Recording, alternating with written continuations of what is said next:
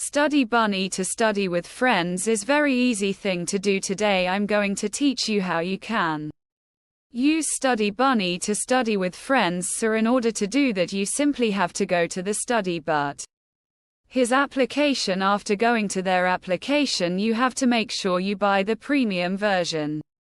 Just because only the premium version allows you to play with your friends or study with your friend. You just have to tap on these 3 lines and then you have to tap on this logo. After signing up or logging in, you just simply have to go to your card. In the card you will easily be able to see the first option as study with your friends. So you just have to study with your friends. You will easily be able to in a public yet, and then you will easily be able to add it. As you can see, if I want to add in a friends, it wants me to log in with premium. So after what you will easily be able to study with your friends. So that's pretty much it. That's how I will be able to do it. Hope you guys find this should I have for